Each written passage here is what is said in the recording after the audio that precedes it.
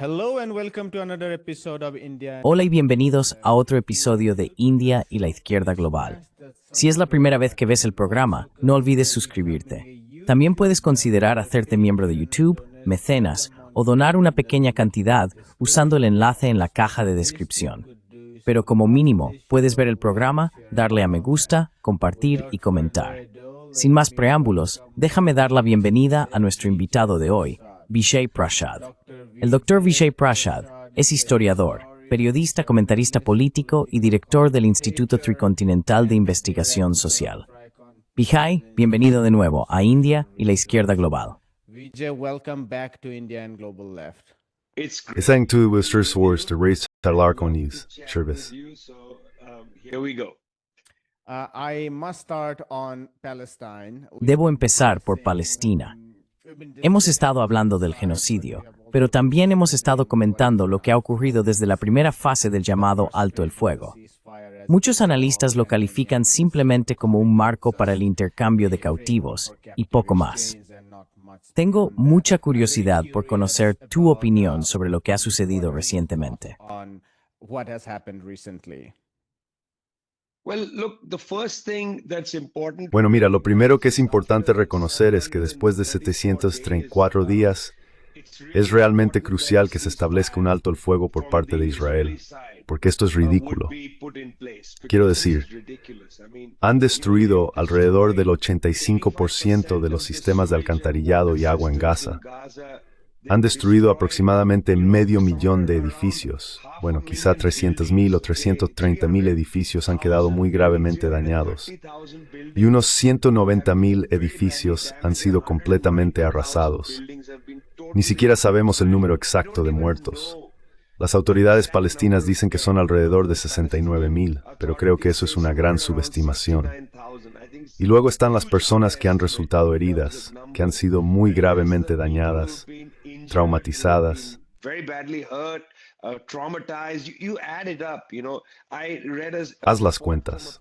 Sabes, leí un informe de una organización palestina que analizaba imágenes por satélite de tiendas de campaña, donde se han movido las tiendas desde el Alto el Fuego. Y es desgarrador pensar en cómo la gente simplemente se traslada de un grupo de tiendas a otro. No hay ningún lugar donde vivir. Así que el propio Alto el Fuego debe ser bienvenido. La llegada de ayuda debe ser bienvenida.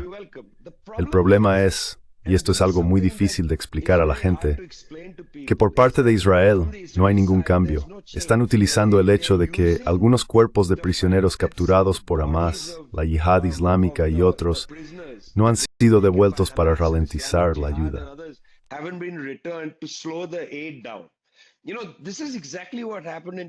Sabes, esto es exactamente lo que ocurrió en 2014. Después del bombardeo israelí de Gaza, se celebró una gran conferencia en Egipto, la conferencia de El Cairo-Gaza. Prometieron casi $5,000 millones. Luego los israelíes insistieron en crear algo llamado el Mecanismo de Reconstrucción de Gaza, y ese mecanismo estaba controlado por los israelíes. Al final solo pudo entrar el 48% del dinero destinado a la reconstrucción, un 48%. Quiero decir, esta vez la estimación para la reconstrucción ronda los $53,000 millones.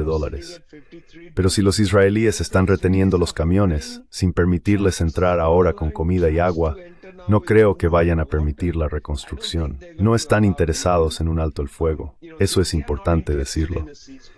Pero me alegra, por ahora, que la mayor parte de los bombardeos haya cesado.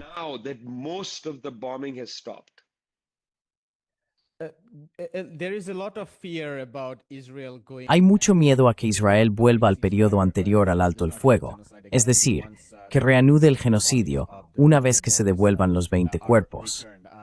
También debo señalar que Israel ya ha empezado a agitar la retórica en torno a uno de los 4 cuerpos devueltos hoy, diciendo que no coincide con los datos forenses que esperaban y afirmando que los palestinos no han cumplido su promesa. El equipo negociador ha dicho que todo este proceso de devolución de los cuerpos va a ser difícil de todos modos, porque el genocidio ha destruido los edificios donde se mantenía a los cautivos. Aún así, mucha gente teme que Israel pueda reanudar pronto el genocidio. Hay otro grupo de analistas que dice que eso podría no ocurrir, dado el papel autoproclamado de Trump como principal artífice del alto el fuego. ¿Cuál es tu opinión sobre la posibilidad de que Israel reinicie el genocidio?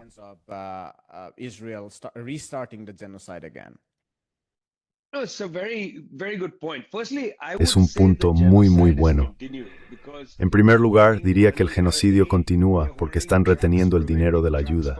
Están reteniendo los camiones, impidiéndoles entrar. Quiero decir, los israelíes han incumplido los términos del alto el fuego casi de inmediato. Así que el genocidio continúa de la manera que hemos visto en los últimos meses, a través del hambre. Todavía hay, no sé, quizá 10,000 mujeres que están embarazadas y desnutridas. La ONU dijo hace 2 meses que estas mujeres se encontraban en condiciones de hambruna y ahora siguen profundamente desnutridas, quizá aún en condiciones de hambruna.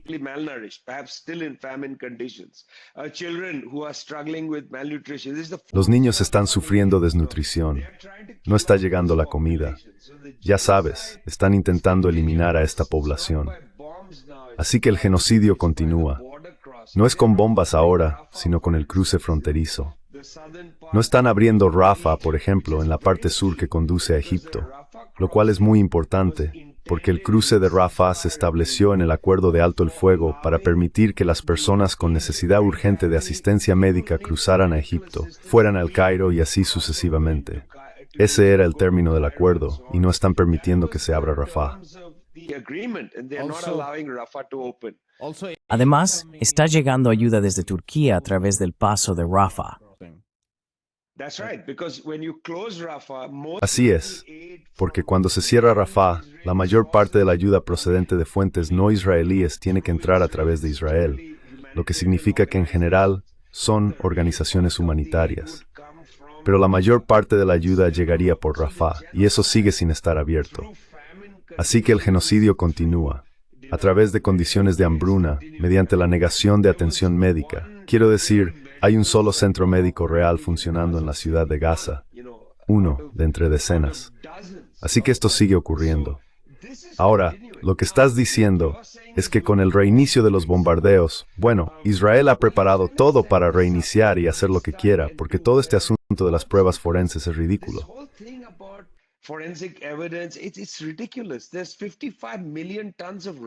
Hay 55 millones de toneladas de escombros.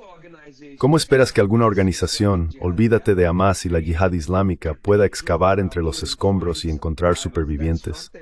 No están entrenados para eso. Son combatientes, ya sabes. No están preparados para esto.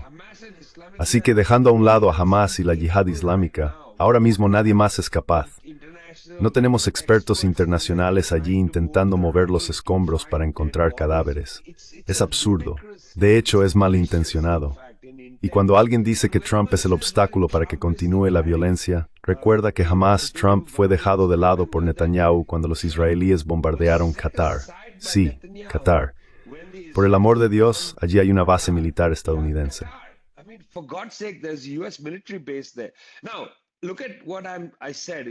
Ahora mira lo que dije, que puede ser completamente inexacto. Trump fue apartado cuando bombardearon Qatar. Mira, cuando los israelíes bombardearon aquella casa en Qatar, afirmaron que era una casa de Hamas.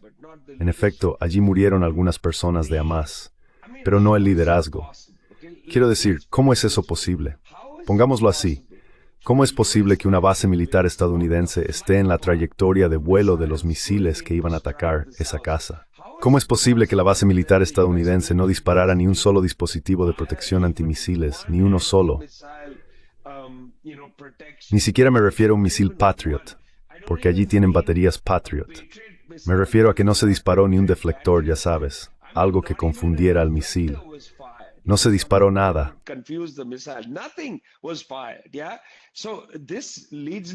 Sí, así que esto me lleva a creer que Trump también está jugando un juego muy engañoso.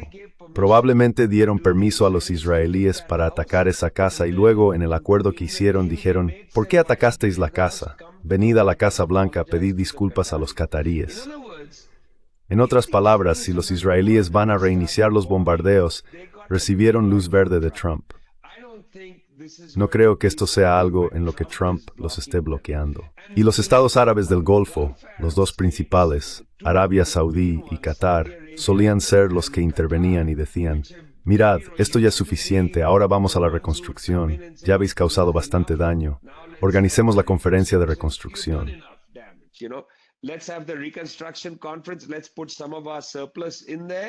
Pongamos parte de nuestro excedente ahí, y así básicamente controlaremos aún más a Hamás y controlaremos aún más a la yihad islámica, dejando de lado a todas las organizaciones laicas.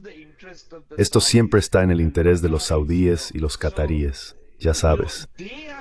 Así que ya ves, en este caso están completamente sometidos, no parecen tener ninguna base política. Mira eso, te acaban de bombardear y no dijiste nada.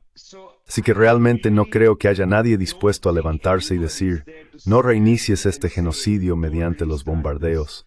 Ya lo estás haciendo mediante el hambre. No lo reinicies mediante los bombardeos. Quiero decir, lo preguntaría de nuevo, no sé dónde están los países del sur global en todo esto. Realmente no han dicho nada.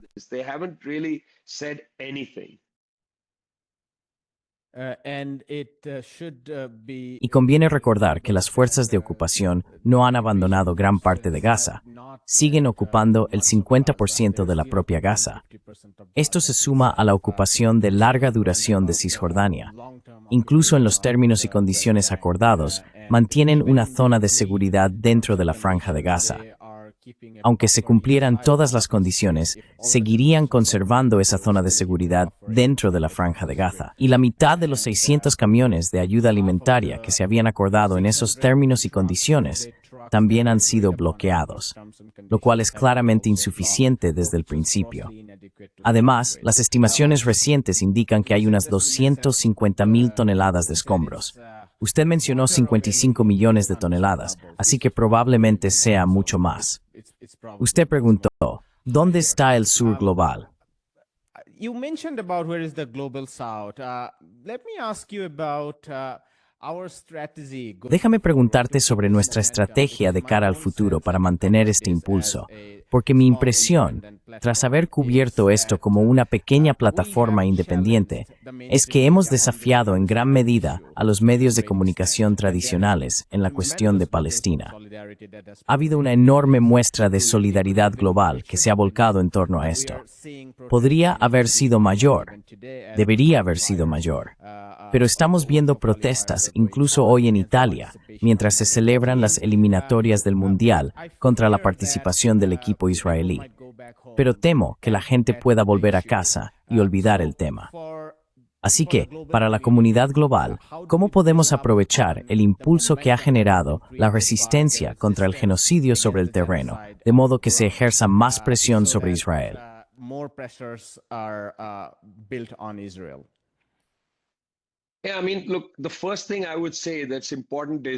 Quiero decir, mira, lo primero que diría, y que es importante, es que lo que intentamos hacer es arrojar luz sobre la absoluta rapidez de los medios occidentales. Esta mañana encendí la BBC y tenían una historia muy interesante sobre un rehén israelí que volvía a casa, se había perdido los cumpleaños de su hijo y demás. Un reportaje muy bien hecho. Luego pasaron para equilibrar a una historia palestina que me pareció muy bien cubierta, con periodistas sobre el terreno. Lucy Williamson fue quien preparó ese reportaje.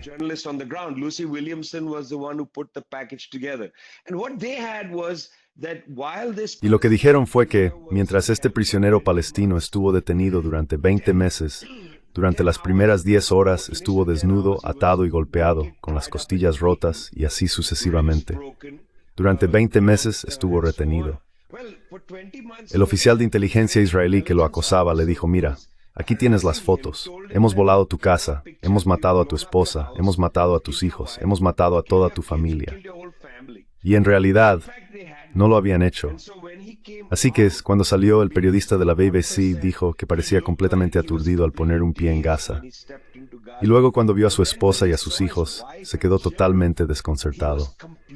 Nadie le había preparado para eso. La tortura de todo esto le acompañará para siempre.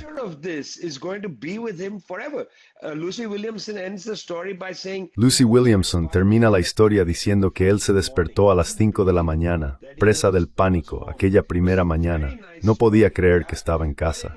Fue una historia muy bonita, sí, pero por supuesto estaba intercalada con otras historias mucho más impactantes sobre rehenes israelíes que estaban siendo devueltos, los cuerpos, esto, aquello y lo otro.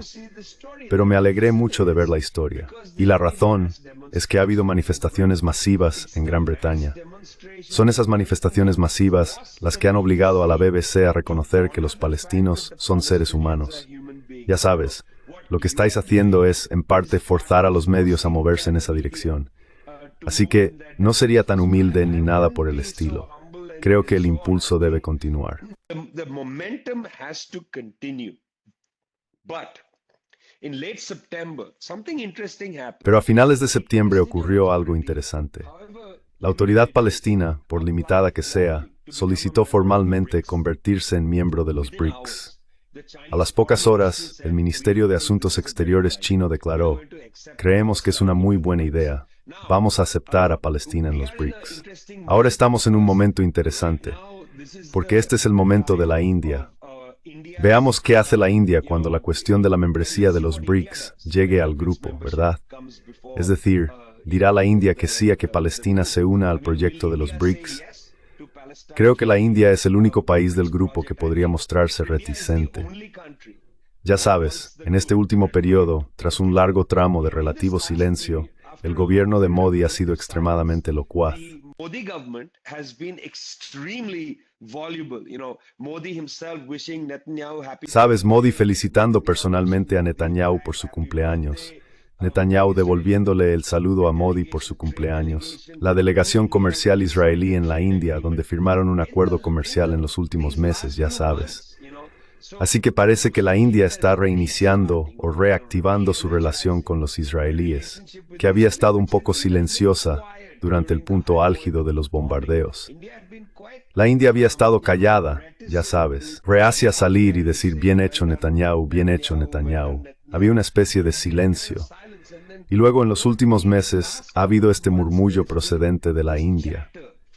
Y este murmullo me lleva a creer que habrá un choque dentro del proceso de los BRICS, porque creo que la entrada de Palestina sería diplomáticamente una cuestión de enorme importancia, incluso mayor que el hecho de que el Reino Unido y otros países digan que apoyan la solución de los dos estados.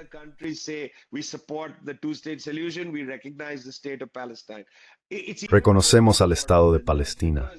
Es aún más importante que eso, porque entonces todo el peso de China y Rusia estaría detrás de Palestina. Y creo que eso es necesario. Eso no ha existido a nivel institucional. Ya sabes que Palestina forme parte del proceso de la ONU no ha aportado realmente muchos beneficios. Diría que el secretario general de la ONU ha sido extremadamente decepcionante en este periodo. Sus declaraciones públicas han sido todas sobre la terrible violencia infligida a los palestinos, pero diplomáticamente no ha hecho realmente nada. Quiero decir, no ha salido a decirles a los israelíes, esto es ilegal, esto es, ya sabes, ahí está la CIJ. No lo he visto llevar el asunto de la CIJ hasta el punto al que debería haberlo llevado.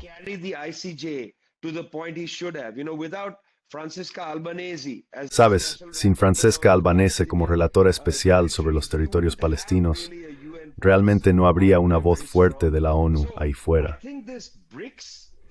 Así que creo que este asunto de los BRICS es posiblemente el mejor desarrollo que está ocurriendo ahora mismo para los palestinos en el ámbito diplomático.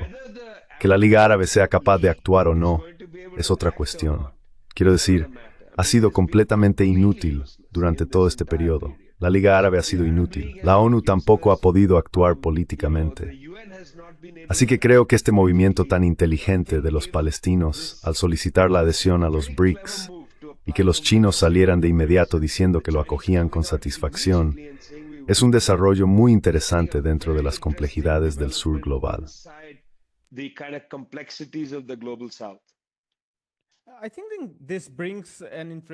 Creo que esto plantea una pregunta interesante en mi mente, que no había previsto.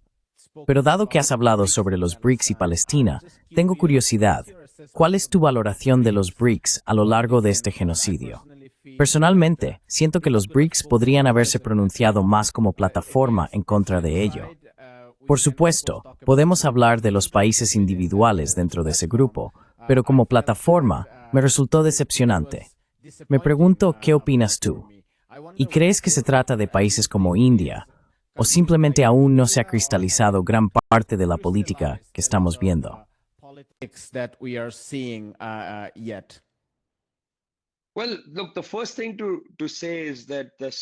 Bueno, mira, lo primero que hay que decir es que la cumbre en Brasil fue muy conflictiva, porque no se trata solo de la India, sino también de Arabia Saudí. Arabia Saudí es cautelosa respecto a Palestina, extremadamente cautelosa. Una plataforma está compuesta por las personas que la integran, ¿verdad? Y en los BRICS, creo que mantener unidos a Irán y Arabia Saudí ha sido un desafío, aunque los saudíes no sean participantes plenos. Ha sido un desafío, y creo que la India ha sido realmente el freno para que salga algo contundente del proceso de los BRICS. En este momento hay dos miembros plenos que discrepan sobre la estrategia hacia los palestinos, y esos son Egipto, que a menudo habla en nombre de Arabia Saudí.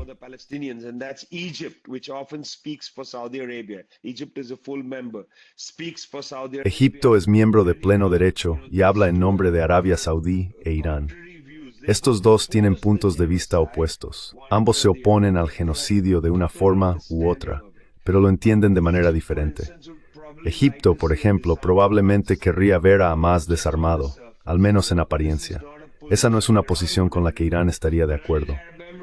Los Emiratos Árabes Unidos, también miembro de pleno derecho de los BRICS, probablemente también querrían ver a Hamás desarmado. Esa no es una posición que creo que Sudáfrica aceptaría en este momento, porque Sudáfrica considera que, bueno, ya sabes, ellos tuvieron una lucha armada, el MOK, contra el régimen del apartheid.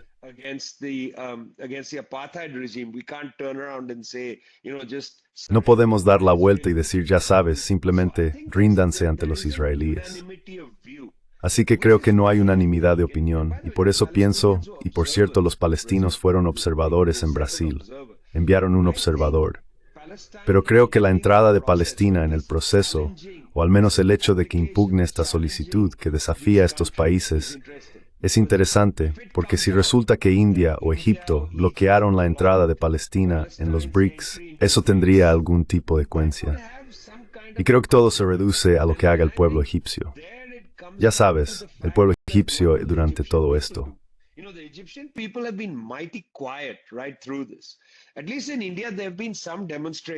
Al menos en la India ha habido algunas manifestaciones, sí, pequeñas, en su mayoría lideradas por la izquierda, pero aún así, algunas manifestaciones. Creo que si la India sale y bloquea la entrada de Palestina en los BRICS, eso sería motivo para que la gente saliera a las calles. Ya sabes, sería un movimiento realmente malo por parte del gobierno indio.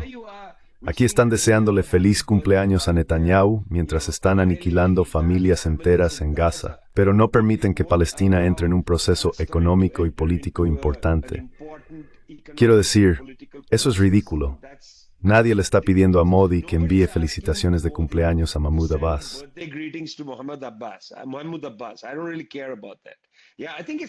No me importa mucho eso. Sí, me parece un poco extraño cómo usan X para felicitarse el cumpleaños. Sabes, me resulta raro. ¿Quién hace eso? Te felicito el cumpleaños en X. Quiero decir, ¿alguna vez me has felicitado tú a mí? Es algo raro, tío. ¿Por qué sienten los líderes mundiales la necesidad de hacerlo? Te enviamos saludos por tu cumpleaños. Es peculiar. Pero lo hacen, y lo hacen en X durante un genocidio. Pero no les permiten entrar en los BRICS. Cree Trust Brady. Me gustaría ver, por ejemplo, el grupo voluntario plantear esto en el Parlamento de la India. En place, ¿qué es esto?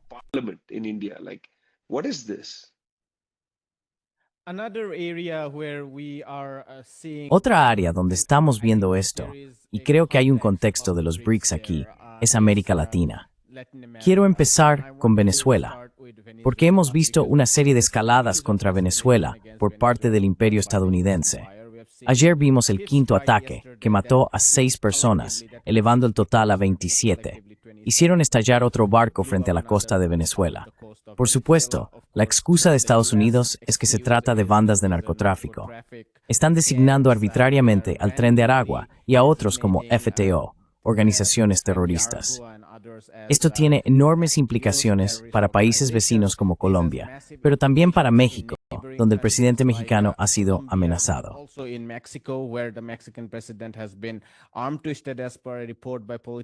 Según un informe de Político, se ejercieron presiones para que las tropas estadounidenses entraran en México y actuaran contra estos grupos. Ya están operando drones. Estamos viendo una enorme presión sobre Brasil y sobre Colombia en general. La escalada contra Venezuela encaja en el contexto de la intervención estadounidense en la región latinoamericana en su conjunto y también contra las fuerzas de izquierda, porque ayer Donald Trump dijo que ordenaría al FMI no reestructurar los préstamos de Argentina si la oposición llega al poder después de Javier Milei. Sitúa esto en el contexto de América Latina, de la soberanía latinoamericana.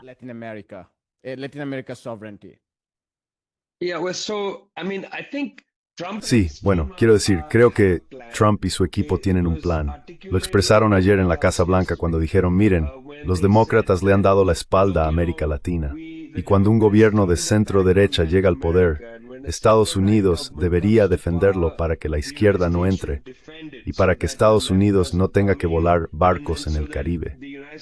La implicación es que un gobierno de izquierda es un narcogobierno. Y por tanto, Estados Unidos debe apoyar a los gobiernos de derecha. Ahora bien, de entrada esto es absurdo, porque los principales gobiernos que son narcogobiernos son gobiernos de derecha.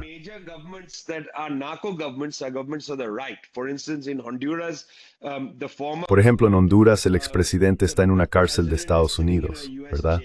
Un gobierno de derechas. Es decir, no son los gobiernos de izquierdas. De hecho, la administración Trump tiene los datos equivocados sobre esto. ¿De acuerdo? Bien. En segundo lugar, Estados Unidos ha estado llevando a cabo lo que son, en la práctica, ejecuciones extrajudiciales en el Caribe. Esas 26, 27, 28 personas que han sido asesinadas, no sabemos nada sobre ellas. No tenemos un expediente sobre ellas. ¿Quiénes son? Quiero decir, drogas. Más del 80% pasa por el lado del Pacífico, de Colombia a México y a Estados Unidos. Cantidades muy pequeñas pasan por el Caribe. ¿Son realmente esos pequeños botes cigarrera los barcos de la droga?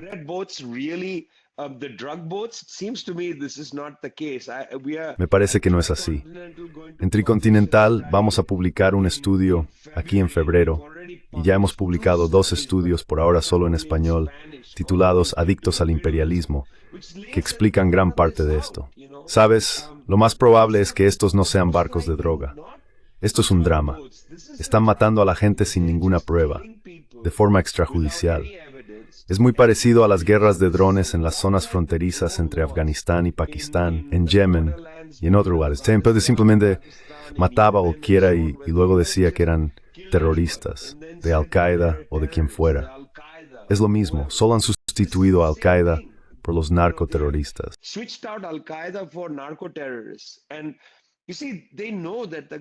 Y verás, ellos saben que el gobierno de Claudia Sheinbaum, que continúa el de Andrés Manuel López Obrador en México, es un gobierno de centroizquierda.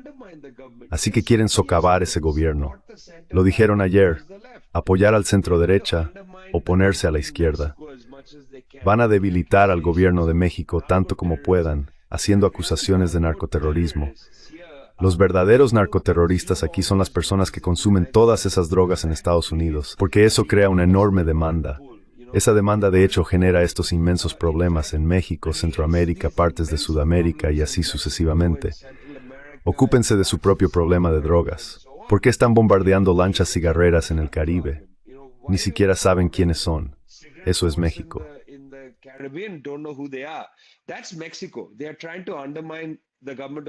Están intentando socavar el gobierno de Sheinbaum, acusándola de ser una narcoterrorista y cosas por el estilo. En Venezuela es una historia similar, acusaciones absurdas sobre drogas, sobre bandas, narcobandas que ni siquiera existen. Ya sabes, son nombres inventados por periodistas para captar un determinado momento.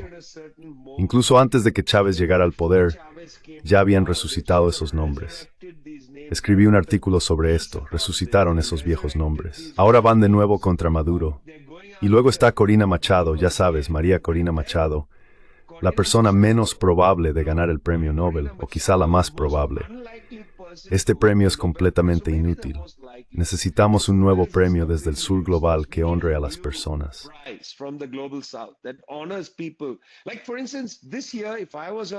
Por ejemplo, este año, si yo formara parte del comité de un premio de la paz, se lo habría dado a los médicos, enfermeras, periodistas, músicos, trabajadores sanitarios palestinos, a todas las madres, a todas las personas que intentan mantener unida a la sociedad palestina mientras continúa este genocidio. En realidad, habría otorgado el premio al pueblo de Palestina. Si soy sincero, eso tiene mucho más sentido.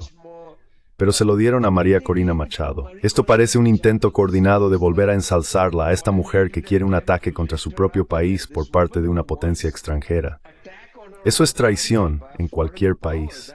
Es traición, ya sabes, pedir una intervención militar extranjera contra tu propio país. Y esa persona recibe un premio Nobel de la Paz.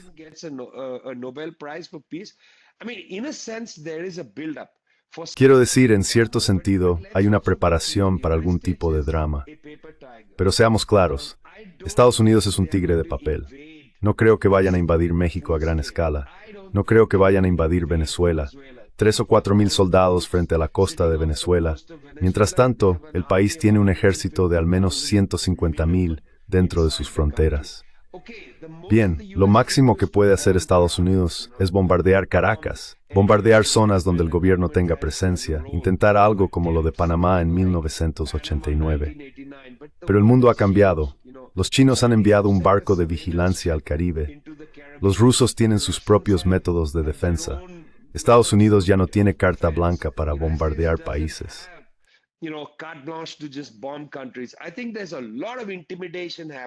Creo que hay mucha intimidación en marcha, mucho trabajo político preparatorio.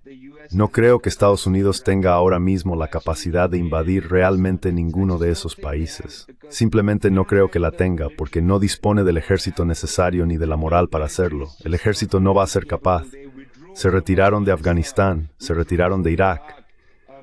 Ya sabes, ni siquiera invadieron Libia. Simplemente la destruyeron desde el aire y se marcharon. No creo que tengan la capacidad de invadir realmente un país. Así que no estoy seguro de que eso esté sobre la mesa. Creo que hay otra cosa sobre la mesa, y es fea, muy fea. Pero no creo que tengan la capacidad para eso.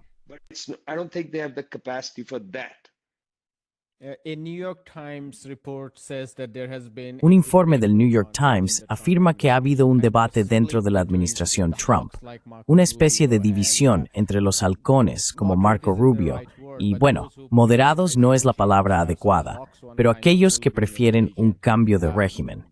Los halcones quieren una invasión en toda regla. Por ahora, la otra facción, la que favorece el cambio de régimen, parece tener más influencia dentro de la administración. También quería comentar sobre el Premio Nobel de la Paz. Dado que ha habido tanta movilización en favor de la solidaridad con Palestina en Europa, lo hemos visto en España, Italia e incluso en partes del Reino Unido, resulta sorprendente. Teniendo en cuenta la historia de los acuerdos de Oslo, cómo traicionaron a los palestinos mediante negociaciones secretas en nombre de la neutralidad, sin duda deberían habérselo otorgado al pueblo palestino, o a los médicos, o austerity willing nalith, through irmauthel.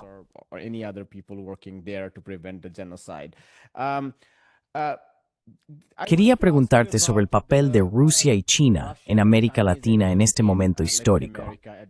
Hemos visto declaraciones muy contundentes de Rusia contra la escalada de Estados Unidos en Venezuela, y sabemos que China tiene una enorme conexión allí.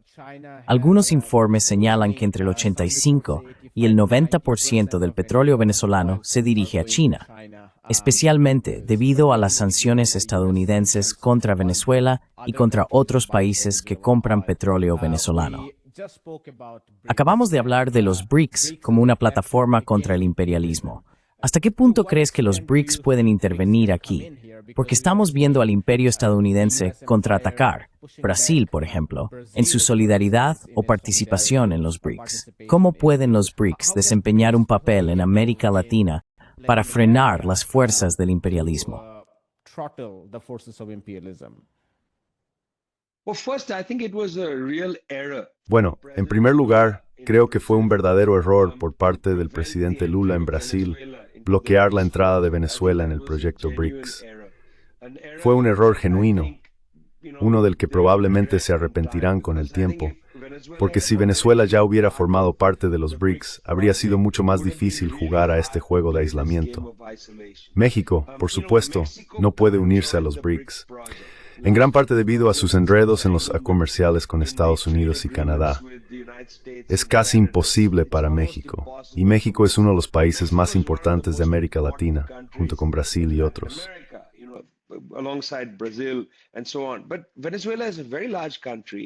Pero Venezuela es un país muy grande. Tiene las mayores reservas de petróleo del mundo, y su entrada en los BRICS habría sido un desarrollo interesante. Así que creo que este es un asunto sobre el que Brasil va a tener que reflexionar. Y desde luego, en la próxima cumbre, no creo que se puedan poner Palestina y Venezuela sobre la mesa al mismo tiempo. Eso sería complicado, porque alguien del centro derecha podría decir, vale, uno puede entrar, el otro no. Y eso sería un mal movimiento. No quieres darle ese regalo a la derecha, ya sabes, que puedan elegir y descartar de esa manera.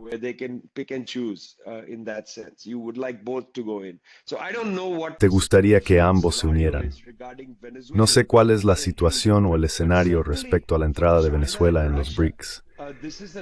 Pero sin duda, para China y Rusia esto es en parte una cuestión de prestigio, especialmente para Rusia. Rusia se ha jugado mucho. Del mismo modo que Irán es una cuestión de prestigio para China y Rusia, no pueden permitirse un cambio de régimen allí. Harán todo lo posible por evitarlo. Ahora bien, es difícil impedir que Estados Unidos bombardee un país. Los rusos no van a poner misiles en Venezuela. Dudo que vayamos a ver una crisis de los misiles venezolana. Realmente lo dudo. Venezuela missile crisis, I doubt it.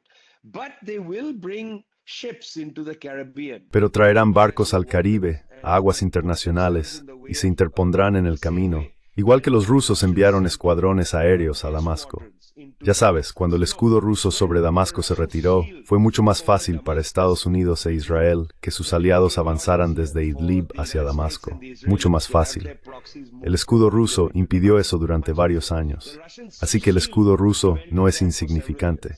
Simplemente, cuando desaparece, quedas extremadamente vulnerable. Sí. Y creo que está muy presente no solo en Venezuela, sino también en la región del Sahel, en África. Hay un escudo ruso.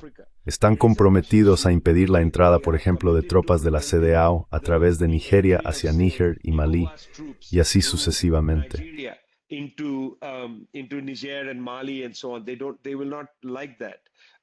No les va a gustar eso. Ya sabes, los chinos tienen lazos muy estrechos con Cuba y Venezuela.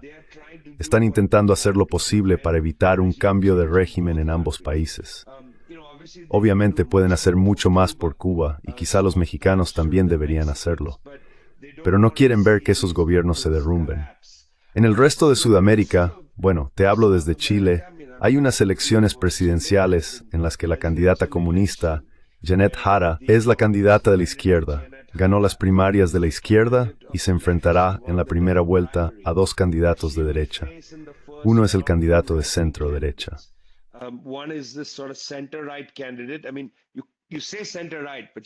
Quiero decir, dices de centro derecha, pero en realidad ella es una candidata de derecha. La razón por la que dices centro derecha es que el tipo, José Antonio Kast, está tan a la derecha que de algún modo hace que Evelyn Matei parezca más centrista. Pero en realidad ambos son candidatos de derecha. Es probable que un candidato de derecha y uno de izquierda pasen a la siguiente ronda, la segunda vuelta.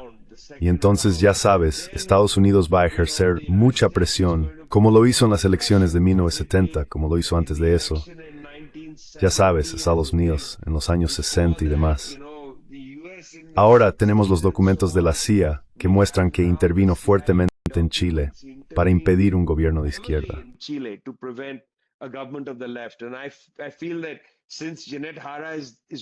Y siento que, dado que Janet Jara es realmente la primera comunista con posibilidades de ganar, van a destinar muchos recursos a Chile para impedir que llegue al poder. Creo que preferirían a José Antonio Cast, cuyo padre fue nazi, un oficial de la Wehrmacht. Ya sabes, tiene simpatías por la dictadura de Pinochet.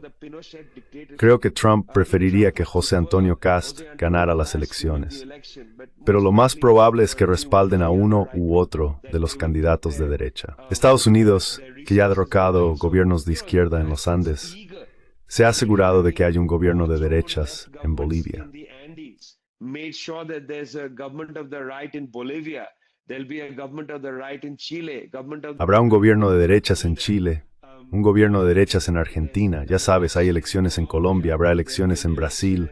Estás viendo una Sudamérica, al menos por ahora, donde todos los gobiernos, salvo el de Venezuela, podrían ser de derechas. Y entonces hay que entender el contexto de esta enorme campaña de presión contra los venezolanos. Es decir, pueden imponerse en otros lugares con dinero e influencia y con sobornos a través del FMI en Argentina. Pero en Venezuela saben que la única manera de imponerse es mediante la fuerza militar o alguna campaña de trucos sucios. Y eso es exactamente lo que han estado haciendo.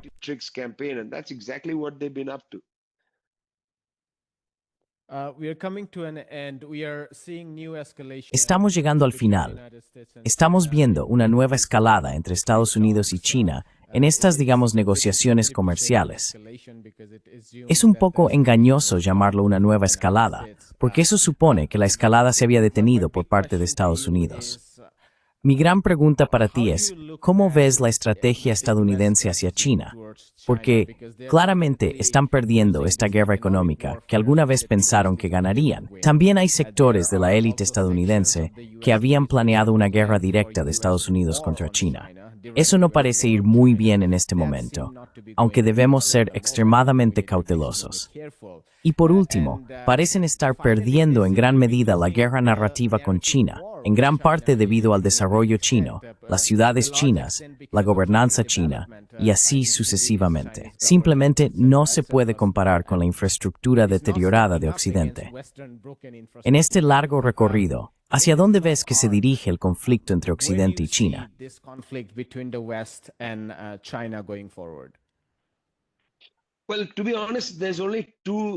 Bueno, para ser sincero, solo hay dos estrategias disponibles para Estados Unidos.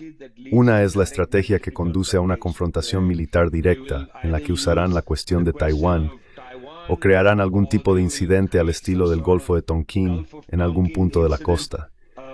Entonces habría una oportunidad para cierta escalada militar, bombardear una ciudad china o algo por el estilo. Esa es una estrategia. Creo que eso es una locura. Que los chinos tienen la capacidad de defenderse militarmente. Han construido sus propios sistemas de defensa aérea de cuarta generación, quizá incluso de quinta generación a estas alturas.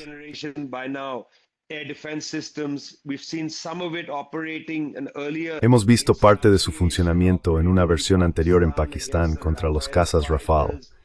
Es una tecnología bastante sofisticada. No sé si Estados Unidos tendría una victoria fácil. Esto no es la tecnología de Irak. Impacto y asombro.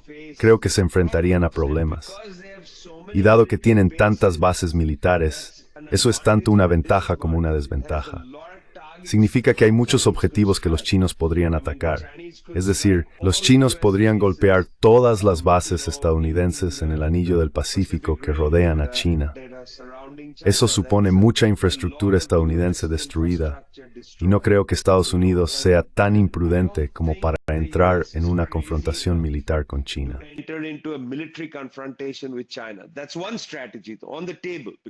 Esa es una de las estrategias sobre la mesa debido a la acumulación y demás. La segunda estrategia consiste en convencer a China de que frene su progreso económico. El instrumento que Estados Unidos ha utilizado en ese ámbito es la moneda. Eso fue lo que usaron contra los japoneses. Los acuerdos Plaza y los acuerdos Plaza inversos de los años 80 y 90. Quieren que los chinos manipulen básicamente su moneda, el renminbi, para favorecer al dólar y hacer que las exportaciones desde China sean más caras y las importaciones más baratas. Pero eso también es una locura, porque a diferencia de Japón, China es un gran exportador de bienes y servicios a todo el mundo. Así que solo aumentarías la inflación en todas partes. Y ya sabes, ¿qué vas a venderle a China que China necesite? what are you going to sell to China that China needs? What is the US going to sell into China? ¿Qué va a vender Estados Unidos a China? What goods and No lo entiendo. services have a massive Quiero decir, appeal? ¿qué bienes y servicios de Estados Unidos tienen un atractivo masivo? No han conseguido generar ese tipo de atractivo para sus productos. Vale, quiero decir, mira, cuando era niño solíamos pensar, ¿sabes qué? Quiero un par de vaqueros. Había una demanda contenida. Y cuando llegó la liberalización, toda la clase media india deseaba ciertas cosas occidentales que simplemente no estaban disponibles. En China no hay una demanda contenida. Todo el mundo de la publicidad, ya sea en Witch, Weibo, RedNote o lo que sea, está centrado en los bienes y servicios chinos. No miran hacia afuera.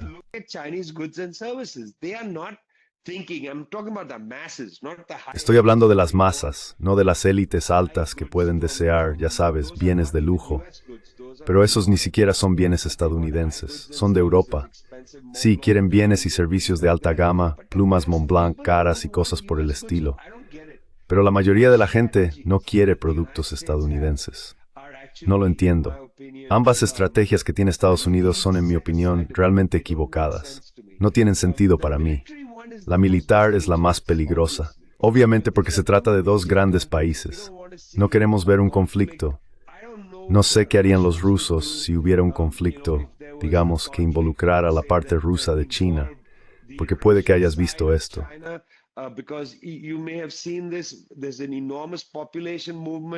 Hay un enorme movimiento de población en Rusia hacia esa parte del mundo, Siberia, donde existen enormes oportunidades económicas, comercio con China y demás. No sé cómo reaccionarían si hubiera un ataque, digamos, contra ciudades de Harbin, en el norte de China. No lo sé. Así que la opción militar no es realmente algo que deba considerarse realista. Me gusta decirle a la gente que es una opción irreal para Estados Unidos. El aumento militar es diplomático. No está pensado realmente para un uso militar. Eso sería suicida. Y en segundo lugar, la opción económica. Buena suerte, chicos. Quiero decir, primero, Estados Unidos necesita fabricar productos que la gente realmente quiera. Ya sabes, que no sean demasiado caros.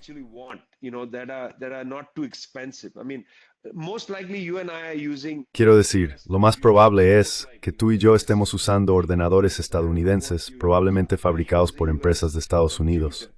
No sé qué usas tú, yo uso un ordenador estadounidense. Pero ya sabes, el próximo ordenador que compre puede que no sea de Estados Unidos. Los ordenadores son demasiado caros, son más baratos en Corea, en China y en otros lugares.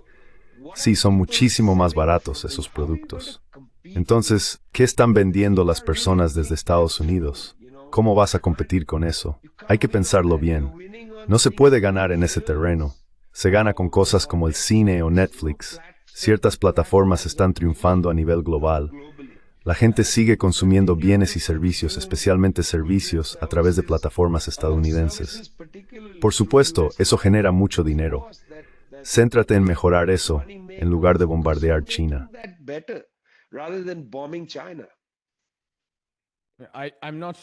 No estoy seguro de a qué te refieres, Eunice. ¿Te refieres a Apple?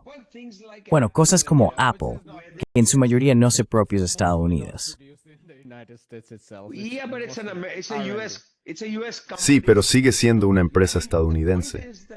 Quiero decir, el punto es que Estados Unidos sí tiene ciertas, perdón por usar un término neoclásico, pero ciertas ventajas comparativas.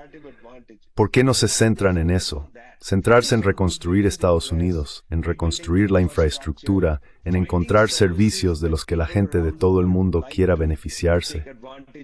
Ya sabes, como dije, Estados Unidos tiene ahora una enorme ventaja en el ámbito del entretenimiento. Sí, que se apoyen en eso, es decir, que produzcan servicios para ese sector. Creo que Netflix, ya sabes, y así sucesivamente, todas ellas, HBO, lo que sea, todas son plataformas estadounidenses, ¿no?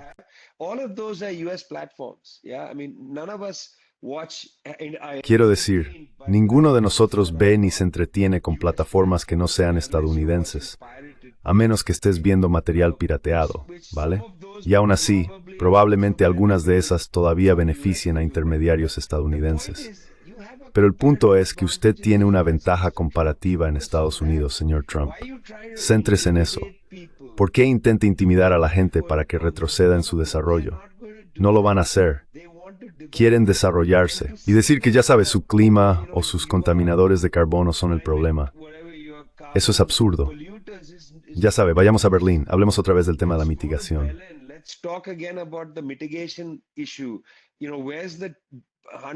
¿Sabes? ¿Dónde están los cientos de miles de millones de dólares para el fondo climático? ¿Por qué no está eso completamente resuelto? Tricontinental acaba de publicar un dossier que muestra que esto no trata del clima, sino del capitalismo. Tenemos que reflexionar profundamente sobre esto. ¿Cuáles son los usos del planeta con los que nos sentimos cómodos y con cuáles no? Estas son las preguntas apremiantes de nuestro tiempo. No China. China no es la país premiante a Trump. La prepara apremiante de un futuro.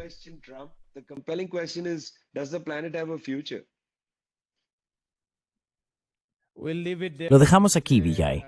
Ha sido una conversación interesante. Muchas gracias por tu tiempo. Muchísimas gracias. Thanks a lot. Hola, me llamo Ayushman. Junto con Mudyar Jyotishman, hemos creado esta plataforma. Durante los últimos 2 años, hemos intentado generar contenido para las fuerzas de izquierda y progresistas. Hasta ahora hemos entrevistado a economistas, historiadores, comentaristas políticos y activistas. Si te ha gustado nuestro contenido y quieres que construyamos un archivo para la izquierda, tengo 2 peticiones para ti. Por favor, considera hacer una donación a la causa. El enlace está en la descripción más abajo. Y si no puedes hacerlo, no te sientas mal. Siempre puedes dar me gusta a nuestros videos y compartirlos con tus camaradas. Por último, no olvides pulsar el botón de suscribirte. Forget to hit the subscribe button.